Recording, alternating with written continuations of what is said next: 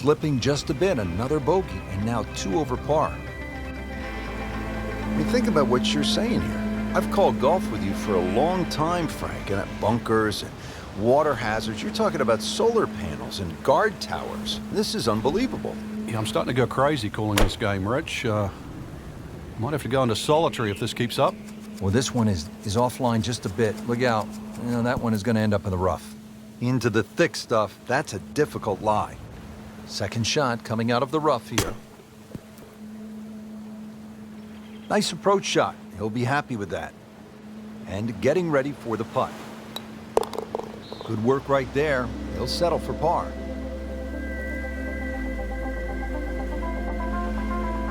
Frank, you and I have called golf from around the world. Places like, well, the hot air balloon in the Grand Canyon comes to mind. This has been a rather unusual spot as well. It is. I thought we'd be safe up here in the observation tower, Rich, but I don't know, with that boat coming in, or should I say the destroyer, I don't think... Frank, sadly, I've been there too often. In the water, you get down on yourself. What's the right way to approach this mentally? Well, you've almost got to take a step backwards, Rich. This can add up so quickly. So give yourself a little pat on the back, say it's fine. I mean, you're human. You're allowed to hit bad shots. But the big thing now is to avoid 2 in a row. So this will be the 3rd shot after taking the drop with the ball going in the water.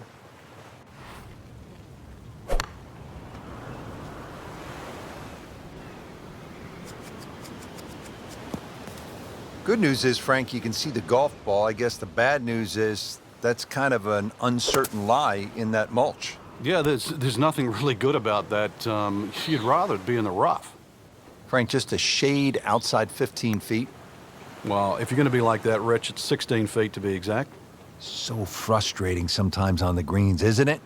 Drop shot here at the 6th. Rough day so far, 4 over par on the round. Frank, I don't know if it's legal, but a player might want to get a detailed map from high overhead, maybe from a bomber squadron flying by, just to get an idea of what they're navigating on this hole. Well, if you can't call one in, you can always go up one of those lookout towers and maybe get a good surveillance of the hole, or even the wind direction. It's not overly long, just under 160 yards. Green sets up nicely, though, directly aiming at the player at the tee. Frank, he's missed the green here in regulation, but still hasn't missed the chance to make the par.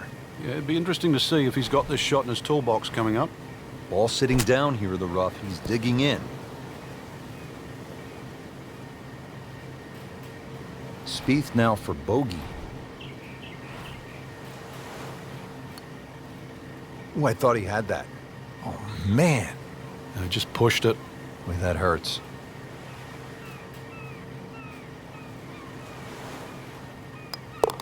Well done.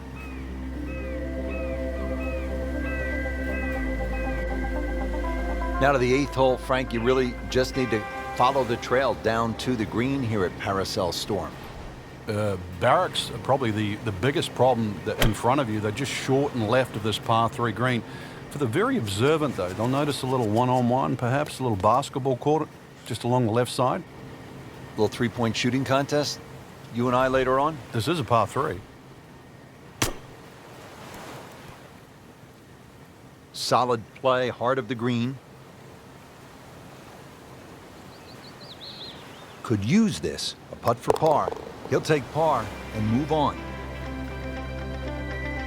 Frank, it's been a real battle out here so far on the front 9. Let's finish it off in style here. There's a great view just slightly right of the 9th green. Look out. Now, that's full of people. You might get the appropriate applause, maybe even a standing ovation, at least a salute. 150 yards approximately to that flag, but you have to be precise. And let's see how precise you can be. Really.